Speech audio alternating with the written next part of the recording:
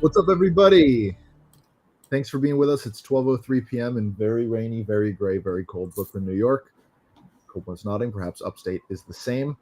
It's a MOCA weekly town hall. Once again, my name's Max. I'm joined by Coburn to my right, Untitled to my bottom right, and then, of course, Daim Al-Yad directly below me. We have three faces today. That's pretty good. What's up, everyone? How are we doing? You know, I've been maybe better. Okay. I don't know. I've been better. Can we start there? If you want. What's up, Coburn? Talk to us. Oh man, I'm underslept. This market, there's no traction. I don't know. People are just pissing me off. You know, normally I'm just very, very lovey-dovey, but you know, I called this I wrote in the title that this would be the MOCA Spooky Town Hall, and nobody's in costume. So will you guys give me 1 second so I can go put on a costume? I'm kind of in costume. You guys can hold it down for a sec, right? Yeah, I don't have. I can put my. What a tough cold open. I'm gonna get one. I do have a costume. 1 sec. Great, guys. Just abandon the stream right out the gate. No dead air, Coburn. You gotta handle this. Okay, Thursday, October 30th. Maybe if you're in Australia, it's the 31st. Good night, mate. Shout out to my peoples in Japan. Yeah, they're literally living in the future, aren't they? They're living in the future. That's great. That is great. We got a toddler's Curious George hat. Yes, I was gonna say that looks borrowed. What about, here's a throwback. What about what were these toddler pillars? Oh my god! I've never seen that before in my life, and I didn't know it had a name. You don't remember toddler pillars? I don't remember toddler pillars. Yeah. First person to hit me in the DM with an ETH address, I'll send a toddler pillar. Is that an NFT? Yeah, it was kind of like a PFP type project. So I want to start here. Now that we're all sufficiently spooky, I had some drinks with some friends last night, and that included meeting someone I'd never met before. And he asked me what I did, and I told him that I wrote about art, digital and NFT art, and no negative off the bat reaction. Just interested question. Brooklyn is so back, baby. So I don't know if we have like parabolaed so far down in public consciousness that the term NFT, it like doesn't even, people aren't even bothered by it anymore because it seems so absurd. However, I do think that is worthy of some kind of note. I'm not exactly sure what it says, but it says something. That's cool. People shifted to worrying about AI using up all the water. Yeah. The impact of crypto was bad. Wait till they see AI. Yeah, but I don't know. Like I feel like that stuff is probably, selectively showcased and exaggerated too. Like I'm sure the impact is huge. I'm not convinced the impact is, far greater than like, all the streaming services combined and like various other things that, we are happily guzzling down on without a single guilty feeling because, we accept that as part of modern life. But, so God forbid AI, well, I mean, yeah, if people thought Bitcoin mining was unproductive, wait till they, start asking Chat GPT everything they would fire into Google. I want to I actually think this is an interesting conversation point to talk about because in a larger way, I think that well, where to start this? I found myself surprised probably about a year ago by what was clearly like not just a negativistic attitude towards AI from kind of the layperson crowd, but just the larger crowd, but like what seemed to me to be like a systematic distrust and dislike of just AI full stop everywhere. Not just in the arts, but kind of just how it was used, and especially like my politics align pretty liberal within the kind of progressive wing, at least of U.S. politics. Like AI is kind of like universally reviled, right? It's not a party platform, but it's kind of like a progressive ideology. It's pretty consistent. And I guess I just wanted, I think maybe we can start there talking about like how strange it is that this movement, the crypto art, preceded kind of the general public to AI by a matter of years. And now it is, I don't know, it seems like a pretty sticky attitude with at least 50% of the populace that like AI is not to be trusted, AI is not to be used, AI is not to be celebrated. Like it is kind of strange, right? I mean, I wonder to what extent, that. I mean, I'm sure it's not restricted to the U.S., but I wonder whether that might be a lot stronger in like a U.S. context because of the culture war stuff. Right? Because the culture war basically, once you tie an issue to political affiliation, then, like, 80-90% of the population, just stops using their brain about it. And, that's that. Fair point. Like that's, might as well be, telling a Christian that AI, the Bible says that AI is evil. Like, doesn't it? I don't think it does. I think there might be some, temporal disconnection there. And I could have sworn that was Leviticus. Thank you, Danny. now I will say I probably, would find enjoyable reading,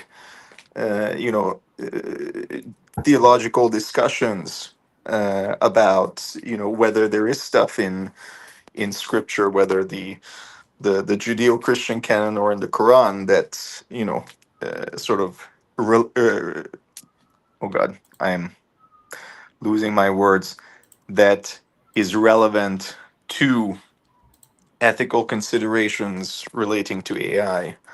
But, they would have to be like good ones, because there's a lot of reactionary nonsense, and I'm less into that. I guess like quite like with the politicization of crypto, I think it's strange when technology at any point is kind of politicized. And I think, Daim, you bring up a really good point about kind of like the culture warization of everything, at least in US politics.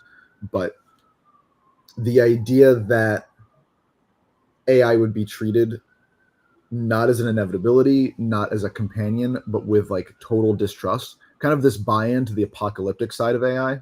I think that it gets a lot of press when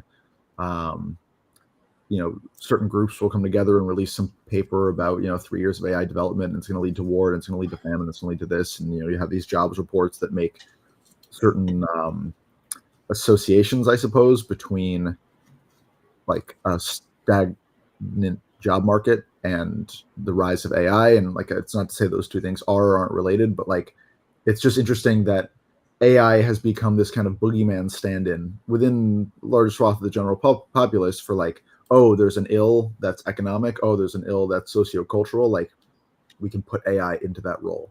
And it seemed like it's happening very quickly in the way that like it didn't happen with social media quite that quickly. I obviously wasn't around for the birth of the internet, but at least with social media, like it kind of took until like the Cambridge Analytica scandal in the mid 2010s for a real kind of negative anti-technological attitude to pervade into discussions of the technology. Whereas with AI, it seems like it was immediate and it was strong, and it's again proven very sticky. Maybe there's nothing else to say on the topic. I always find that interesting. Well, it's like the ultimate immigrant argument, it's some like boogeyman coming to take your job, take everything from you. tell you how to think, change your culture, yada yada yada. It's kind of a great it is kind of scapegoat. It's a great scapegoat, but it's also kind of like a great equalizer in that now suddenly OpenAI is just going to tell you how to think. Which I don't know, might be a good thing for most people. but I also think though it's there's like the whole virtue signaling aspect too, which I think, well, I guess depending on who you hang around, you don't as easily get, or you don't as universally get with the immigrant stuff, but I think it's very reminiscent of the whole climate change thing. Like if you're a scientist and you can tie in, something you're doing or some article to write you're writing to, concern about climate change or concern about AI, like that's going to positively resonate and positively reflect on you as a concerned, thoughtful, foresightful human being with a ton of people. Unfortunately, and I will say that I am concerned about climate change, and I think there are dangers with AI. But I think once you tie stuff into those concerns, most people will take that very uncritically and will give you essentially like a good point, or like a little checkbox beside your name as one of the good ones, regardless of whether what you wrote makes sense. So I think that's probably a factor too. I feel like a lot of it is, I agree with what you guys are saying. And I think, a lot of this is because, Max, you mentioned social media. This is an emerging technology in the social media age. And I feel like it really inhibits our ability to digest the problems with it. Yeah. Because as soon as someone presents a problem, they present 100 more the next day. You don't have ample time to even debate and reflect on what the initial issue was. There's so much more incentive now to kind of like churn up a 10x problem and get it viral. There's a lot of this is a result of the algorithms that we're kind of being fed through. And I think crypto art and NFTs, to your earlier example, suffered from that because people weren't able to sort through the noise. With crypto, that's still the problem. People can't sort through the information in a human way. Now it's just being like, social media caters to AI more than it does for humanity right now. That's the speed that we're being fed. It is interesting to think that like in the social media age, there is such distrust of technology that any new technology is going to meet the same kind of like threshold of like, you need to prove that you're either not dangerous or that you're useful. I think this was the problem that like the metaverse ran into. The metaverse as buzzword and kind of ideology a couple of years ago. It's like it comes out and people's attitude is initially their automatic response is not to be interested, and it's not to be supportive. It's to be distrustful, and it's to be fatalistic about it. Yeah, it's you're anti-reality then. Like, yeah, exactly. That's the reaction that I get with the stuff. But yeah, sorry, go ahead. It's just very interesting. I think, I think about something that I've been thinking about a lot and learning about a lot is economics. And I don't know anything about economics, but what I do know is that the U.S. has the largest economy in the world by like a factor of 2, maybe even more than that. It might be like a factor of 3. Yet we don't have the largest manufacturing economy. We don't have the most laborers, right? Like what the U.S. does and what the U.S. has done for years is innovation and value accruance through like corporation. And it's interesting to think of an economy, economic ideas, I think pretty quickly and pretty powerfully like dilute into the culture in ways that we don't fully recognize at the time.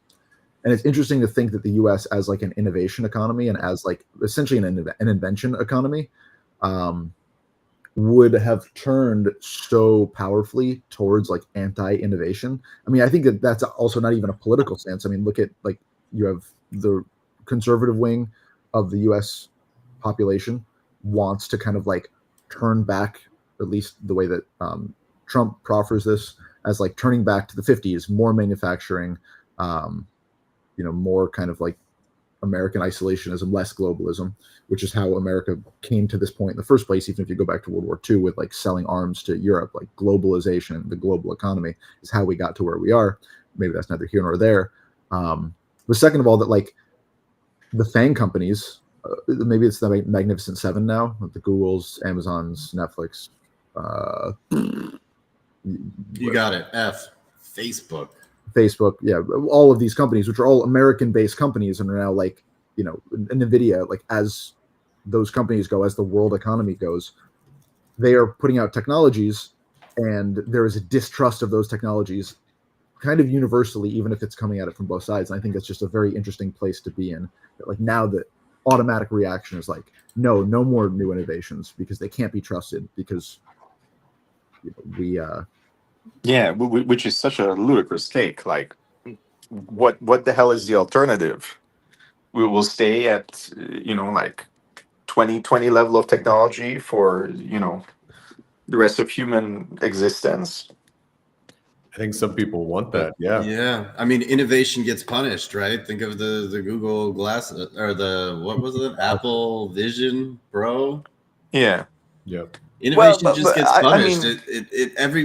They're too big to fail now, so they all have to follow each other, right? And if they all follow each other, then they're safe.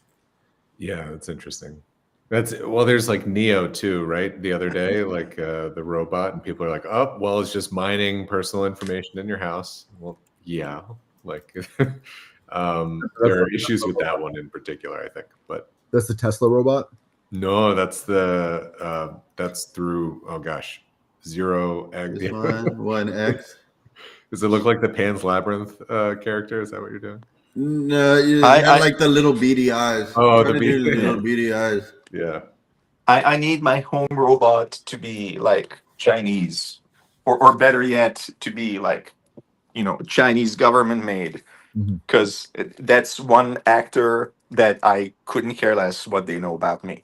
It's one actor. Well, they already know everything about you, so don't worry. Yeah, they have your TikTok. Who did I see the other day? Speaking of knowing everything about us, I saw, I don't know who it was. Some company did maybe it was Amazon, a partnership with Palantir, and the words they used were so. It wasn't like strategic partnership, but it was some kind of like business-minded disfigurement of what the actual point of the thing was. It was like clearly like based on like their surveillance technology, but it was like human interoperational like analysis. And I thought that just occurred to me. It's just so funny how the LinkedInization of like the business speak that LinkedIn has made so popular has just been iterated on, so that like companies can like sell surveillance technologies to one another and then announce that they're buying and selling surveillance technologies to one another, but hide it behind like these. I mean, you have to believe the goal of capitalism is to reduce volatility to zero, right? You want to solve everything. You want to solve for every unknown, right? And in that you need all of the data, right? And anything that is an outlier data point, you kind of want to seek to bring it towards the middle. And that includes everything that could be perceived as radical. I think that's why like that's why this cycle really feels like the extractor cycle, like in crypto and in out of it. Everyone is on edge because they look like they feel like they're being extracted from their data to solve that big kind of umbrella problem solving issue, and or just to mine for issues that people don't know exist yet. Like that's where people are feeling right. It feels all PvP, and it feels like the information that people are putting out is counter to what they're actually doing. So like levels of mistrust is super high. There's no alignment. I mean, like you go back to 2017 and whatever you may or may not think of Brock Pierce, he was like incredibly good at bringing people together around the idea that these new mechanisms would solve all sorts of capital formation problems around new and novel companies and ideas. So it's funny you mentioned Brock Pierce, because Untitled was just actually telling me yesterday that he doesn't know who Brock Pierce is. Could you explain for Untitled who Brock Pierce might be? Oh, I was like, what? Brock Pierce was a bit of, I mean, Bitcoin evangelist early on. Yeah, early Bitcoin evangelist. He was an early World of Warcraft player. He was in Mighty Ducks, kind of. Wasn't he in Mighty Ducks? I think he was in Mighty Ducks, the movie. I think he was, right? Yeah, I think he was a child actor turned World of Warcraft player who began like having people mine gold in China and then selling it to people in the US, and was very early to looking at, kind of ideas of digital currency, and then Bitcoin. In 2017 founded DNA Fund. He's big on Puerto Rico. Yeah, was one of the people to move to Puerto Rico, and was definitely one of the early big evangelists. There you go, Untitled. Thank you. I was curious. I wasn't sure. Name drop a lot in this podcast. Ran for president. Yeah, right. He was one of the I remember because he was popular when I joined the scene on I forget if he ever posted on Steam or not, but I feel he was big into EOS, and yeah, that's what it was. Yeah. The Dan Larimer kind of connection. Yeah.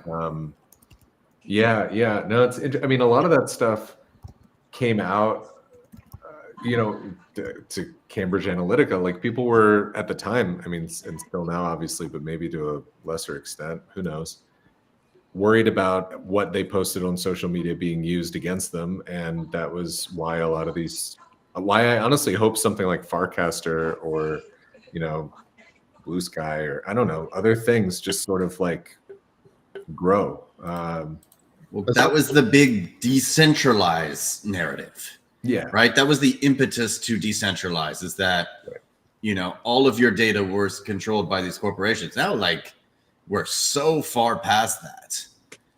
All of the data is everywhere. Palantir knows everything about you. Like, they're providing it to all the governments around the world. And now, like, it feels like the government is hostile to its own populace in a way where that information can very easily be used against you in a very real and harmful way,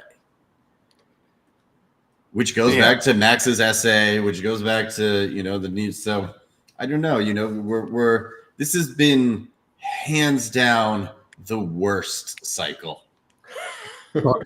Yeah. Like all-time low. There's glimmers of hope, but there's no new product. Like, you can sit at home and you get to be like a MetaMask or OpenSea or Blur rewards farmer, or you're just like exit liquidity, right? After Argentina, after whatever, the Malay coin came out, that all collapsed. It's whatever, pump.fun. Maybe that was the last big innovation. The art is uninspired. The tech is uninspired. There's no like emergent voices. It's just like it's BlackRock coming into crypto. It's Jamie Dimon turning JP Morgan. It's like all of the forces that control everything already, neutering, sterilizing, making what was once a dynamic and interesting space, it's just like back to the middle. Well, it's always been my dream to farm enough points that I can get a chest that I can open, and then in the next phase get more points so I can get multiple chests. That's the American dream for me. Really? Yeah. It's loot box. I empathize with that. I think you should get I don't hate the idea of like working for loot boxes instead of like a salary. Yeah, I mean, we need to go back to a farming agriculture economy. But it's not, like, everybody needs to get into the ground and make all these transactions. What is a harvest if not a loot box of? look, I wouldn't mind it either, but like how wildly uncreative are these kind of like repetitive farming token projects? Like it is the same every single time it happens. The chart is the same for the token every time. The worst thing was in my loot box, I got like 47 cents of flow token, but I couldn't claim it because I didn't have any flow token. Okay. You know, like I needed the flow token. I'm like, I didn't even know flow still existed. I don't think, yeah. I think it transformed and like I don't know if it's like fully EVM compatible now, but I feel like there was some move towards whether EVM compatibility or I don't know, maybe it wasn't compatibility, maybe it was just interoperability on some level. If somebody from the Flow Foundation could send me 5 cents, Yeah. I'd really greatly appreciate it so I could claim the 47 cents. This is how I feel about base to an extent. Like, I don't think it's particularly easy. And when I say easy, I mean like intuitive, right? And maybe it's just me, but I still feel like I have like 98% more knowledge than most people.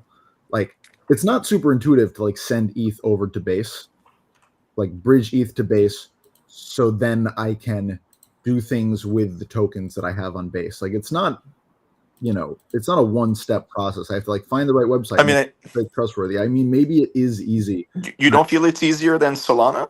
It's not that I feel it's easier than Solana, but like everything within Solana happens on Solana, right? Like there's no L2. You're not pushing things between L2s. It's just getting things for me from one chain to another, even if it's like an L1 to an L2. It's just like an added step.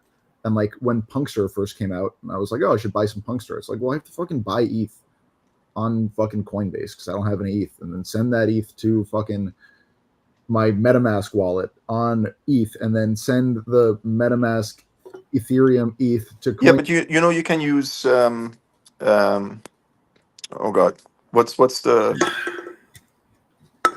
point being, words are escaping me. What's the decentralized exchange with the unicorn? Uniswap. You can use Uniswap to shift stuff between base and ETH. It's still just like another step, I guess. It's that they did consolidate it pretty well. Yeah, and I mean, unless you're solely on Solana, you do have to occasionally get stuff to Solana, unless you're like winning the lottery games or the casino games over there. I mean, I usually traditionally I just use Coinbase as my intermediary, but I don't really like trade between ETH and Solana. Like my Solana is like over here, and that's kind of its own little home world that doesn't touch anything else. Like, and then whatever is happening over in EVM world happens over in EVM world. See, this is why we need to migrate to Flow. Everything needs to go to Flow. Yes, that's the solution. I think point being though that like for someone like me, it's not crazy intuitive, right? Maybe I could have done it on Uniswap, but like I didn't know that until now. And like, should I have known that until now? Like probably, but like that information never presented itself to me. And if that information never presented itself to me, who lives on fucking crypto Twitter, like that's either a problem with me or it's a problem with the ecosystem. And like, I mean, I think it's a problem with the ecosystem. Like, there's generally speaking, I feel like very poor discoverability of new information. Like, you either get wise to it sort of as it happens or when it happens, and you find out from somebody else, posting about it on Twitter or chattering about it on Discord, or you don't, and then eventually you'll either not know how to do things, or you'll have to ask somebody and hope that they know. I mean, here's a good balloons again. Excellent. Here's a good Cyber Shakti tweet that I just came across. Real quick, can I just read it? Yeah, Coinbase went from wallet to protocol to social media app. Farcaster went from protocol to social media app to trading wallet. Zora went from protocol to social app to trading app. It's like all of these things that have all this funding rolling around the same product, right? Trying to justify, this great big carousel. People are saying, more users on L2s ever. But I feel like the woman on the plane is like, these are not real people. These are just not real people. They're not real users. They're not real anything. They're probably not real transactions. It's probably just spam. Just like spam your network, trying to just, and there's no way to tell. So either like agents come online. Maybe we should talk about what you were sending into the group, Daim. But like either agents come online and they use this infrastructure, and we're talking about micropayments, and because it's just for people, it's not working, right? You talk, Max, about like user error. We shouldn't be interacting with these protocols anyways, because also it feels unsafe. Are you going to go for the first time and bridge something on, something that you found on the internet, on Google search results? Like, doesn't really feel good. So, yeah, very true. Yeah, I mean, we should have proxy agents who do this shit for us. This is going to look like the back end probably in a few years. All this, like, bridging and even farming. Who knows? If you have assets, you should probably be getting interest on it, but you might not know like how to operate DeFi in a way that is maximally efficient. Well, but that is a solvable problem, and that is something that you should be able to authorize. That's the same for cash, though. Right now, like you have to find the right bank account, the right CD, the right save it, whatever money market, whatever it is. Like it's obfuscated there too. Yeah, and I mean, like you're either running your own agents or you're giving all that information to Google for them to do it on your behalf, which is then going to Palantir, which is then going to the government, right? I think that, like, I saw an announcement that like Western Union had partnered with Solana. And it's like, I guess my question was like, why, right? Like, is it because Western Union takes like 15%? What is the quicker transaction fees? Is it immediate settlement? Like, but those things are happening on the back end, and they're not contributing to anything that like you were saying, Cold War, that like we're seeing in the ecosystem as users, right? It is all this like back end, almost like administrative stuff.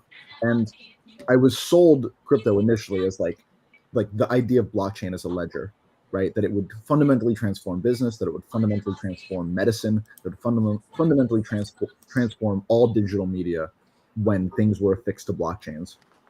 And I see these things happen, like Western Union with a partnership with Solana. All the Solana Pay stuff should have a fundamental impact on the price of the asset, and yet there's no movement whatsoever. And I don't know if it's because it's unexciting. I don't know if it's because they announce these partnerships and then it's still 4 years before anyone implements anything. But well, it's like the California DMV using Tezos, it's another great example.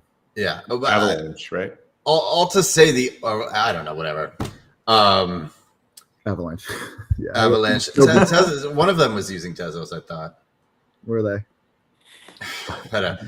All to say, the only compelling bull narrative that exists out there right now is the transfer of stable coins, right? It's just like onboarding more real world assets, which is like tokenizing stocks, making settlement time instantaneous. It's boring. It's like it's the most boring version of the technology. Is like banks using it for settlement times. Like, yeah, that's probably pretty important. That's Western Union though. I mean, we're on 50, 60-year-old financial infrastructure. This all needs to get rewritten. What was it? Fed Treasury announcing that they were looking at crypto accounts. I mean, it's very likely in the future that your social security number will just be a wallet address, right? And you're kind of like, then the government will send you your $100 of like UBI to your address. And this is, inflow. This is inflow, exactly. And this is like the split profit that you get of all of this AI and robots doing work on behalf of your nation.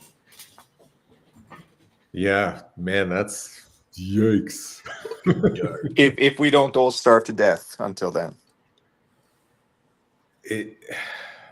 It's tough. I mean, we also all of us, we're not immune to this at all. Like we're subject to the extremes just as well, because we're reading and understanding and learning through social media. I think I tend to think that this stuff will be far less, I don't know. My optimistic self hopes that this will all be far less extreme than it's pitched today, that it will be a little bit more like a cooperative kind of economy and less of a death of all culture and monopolization and monotony of humanity. I don't know. I'm go ahead. No, that's I don't know where I was going with that. Please help me. I'm certain it won't be that. For me, my bigger concern, especially living in like America Junior, where for all the brave and valiant posturing against American right wing ideas, fundamentally, I don't remember a time when Canada wasn't constantly patting itself on the back for every single little thing that it did just ever so slightly better than the United States was doing it, even though it meant that it was basically almost as behind the rest of the first world on that thing as the United States is.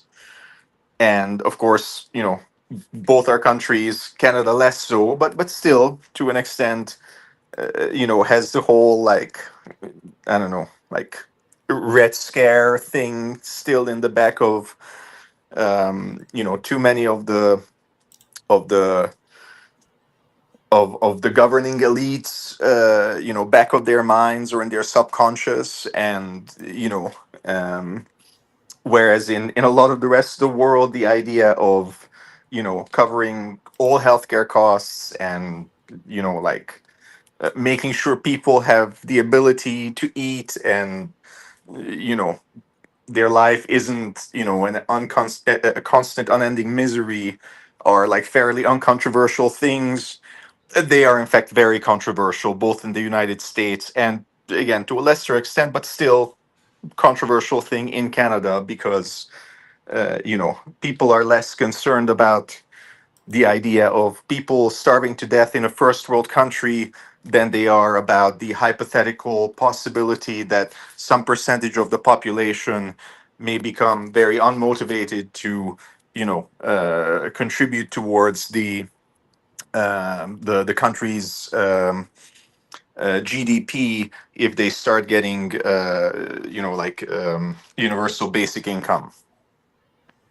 And like that is a bigger worry of mine. I don't think culture will die. I don't think AI will even have um sort of that just total deleterious impact on like any genre of art. I think it's going to change a lot of things, but for even for all the things that AI will come to be able to do better, like I don't even see how that wouldn't make the artists that choose to continue to do that shit by hand, become like a specialty thing that's even more valued. Now there'll be less of them because probably there'll be less of a market for it, but like I don't think it's a creative apocalypse. I don't think AI is bringing even other kinds of apocalypses. What I'm genuinely worried about is that our governments are just gonna be insufficiently willing to do what needs to be done for like their citizens' basic needs to be met as the economy shifts due to AI stuff. I think that's a far bigger risk, and like I don't even know if there's anything to do about that. Like the obvious sort of awareness raising and activism is nice, but like if the governments don't listen, people are still gonna experience the negative shit Hmm. until they inevitably have to make the shift. But like the when of that will make a huge difference for the generations that are alive right now. Well, Colborne, you wanted to talk about doom and gloom today. I mean, who has faith in their government to be able to provide for the people? Not me. No, Oh, Max, you have faith, huh? Your cameras see that. You have, yeah, exactly. Self-preservation at this point. That's all we got. Right. What did you do? I missed it. I just put my hand up for the Palantir cameras. For the Palantir cameras, yeah. They don't have microphones yet, but they do have cameras. Hi, Palantir. What was that one? Like, hi, Mr. CIA guy? Yeah. Hi, Mr. CIA man. You want to mention anything else doom and gloomy on this I guess this really is kind of a spooky podcast. I feel like, just want to say, doom and gloom makes for sometimes better artwork. You know, I think sometimes through, you know, True. if everything's too happy and nice, then like, you know, we can only have so many without things. Without wanting to be targeted. My gut says that the artwork will continue. I guess this is the whole prospect of my essay. If there is doom and gloom to be felt, most of the artwork in crypto art will systematically refuse to interact with it for the sake of creating the impression that the environment is all good. And that's toxic positivity all the way, baby. Yeah, and that's probably how this is going to go. And I don't mean that in like a positive way or really a negative way, but like, again, the whole thrust of my essay was like, crypto art does not want to wrangle with the real negativities of the world around it. It is much more interested in like its own kind of mass adoption. But that's like also a cultural climate, you know. Dissent, the ability to dissent has to be safe. Like freedom of speech has to be a secured right. And when people feel the erosion of that, it's very quickly to back up and then like hold back on freedom of speech and hold back on dissent. And that to me is just, it feels like a constant erosion, especially when everything is getting like marked on a scorecard. Mm-hmm. You know, and we have, like, I think collectively we as people in this institution of crypto art has been punished for a lot of the dissenting views or desires to, you know, propagate and promote stuff that could be considered against a like broader agenda of like market formation and capitalism. We really thought Pepe would save us. The whole sort of climate of crypto art with like around sort of the whole free speech thing honestly reminds me of like pre-fall of communism Hungary. Now, you know, I was, you know, only a child for most of that, but you know, like I have awareness through like media and, you know, stuff I've read. And basically the general idea was sort of, as far as I can tell, kind of just like in crypto art, publicly you avoid saying things that get you in trouble, but privately everybody knows. Mm-hmm. Everybody knows, and everybody has like just you know, is like overflowing with like cynicism and, you know, ridicule for you know, the perceived, you know, bad actors that prevent you from being able to say what you want and from, you know, being able to express yourself freely. And it creates this weird dichotomy where there is this implied layer to the culture that is very rarely publicly sort of displayed or observable, but everybody within the culture knows exactly what it is and knows that it's there, and like that hidden layer, despite it not sort of coming out into the open often, still informs, you know, a lot of their decision making and interactions and so on and so forth. You know, I'm glad you explained. I know that Untitled appreciates your explanation of Hungry Before the Fall of Comedy. He was just saying to me the other day, he's like, one of the things that I just don't know anything about is Hungry Before the Fall of Communism. It's crazy coincidence, Max. That's amazing. This has been a big podcast. Second coincidence in the a big town hall for Untitled podcast. Yeah, I'm learning a lot. I'm keeping my ears open to the grind. You know, I'm listening. Well, I have to kick off. Maybe if you guys want to stay on, I can leave the stream open. We'll call it. Okay. Well, yeah, I think we're good. This wasn't very much fun. But I had no fun. But it was also very sad.